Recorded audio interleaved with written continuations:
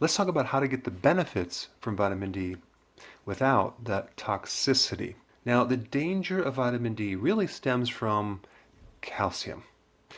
Hypercalcemia, too much calcium in the blood.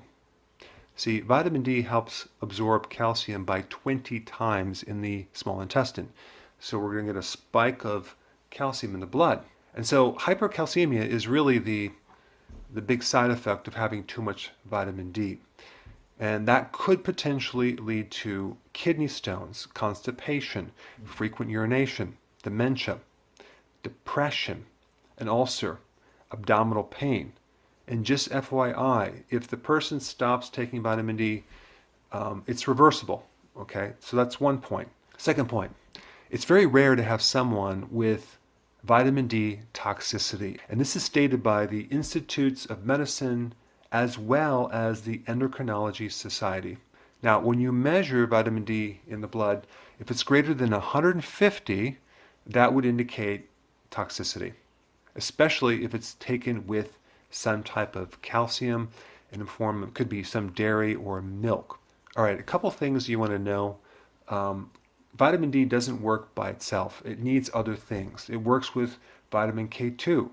So I always recommend taking vitamin K2 with vitamin D because vitamin K2 keeps the calcium out of the soft tissues, like keeping calcium out of the arteries, keeping calcium out of the joints. So with vitamin K2, you want to take 100 micrograms, not milligrams, for every 10,000 IUs of vitamin D. Okay, that's the ratios. All right, number two, bile salts. Bile salts are very, very important in helping absorb vitamin D. So if a person doesn't have a gallbladder or they're deficient in bile salts, they could have a problem getting enough vitamin D. And that can show up not necessarily in the blood, but it can show up in the conversion of the active form of vitamin D, which I'm going to get into in a second.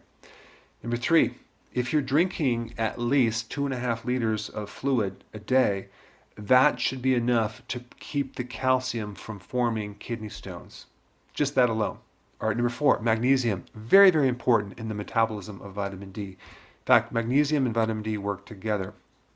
And then number five is limit the amount of dairy that you consume when you're taking a lot of vitamin D if you're concerned about developing hypercalcemia. So if you're not consuming any dairy and you're drinking enough water, you're not going to get hypercalcemia because there's not enough calcium in the diet to give you that problem. Now, as far as the amounts of vitamin D that I recommend, vitamin D3, at a maintenance dosage between 10,000 and 20,000 international units, okay?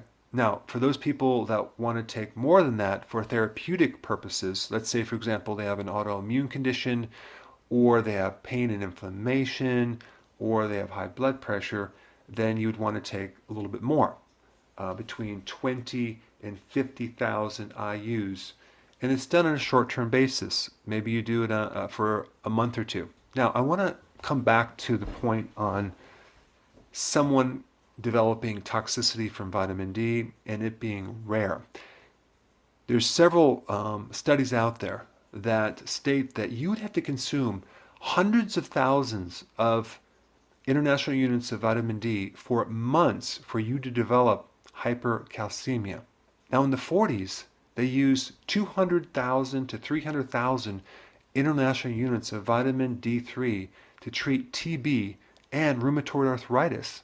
And yes, there were some side effects, but they dealt with them. So this whole idea of taking, 10,000, it seems like such a lot, or 20,000, it's actually not as much as you think, because if you convert the international units to milligrams, you'll be shocked to see how low they are. Now, I've talked about toxicity, but let's mention about deficiency and insufficiency, okay?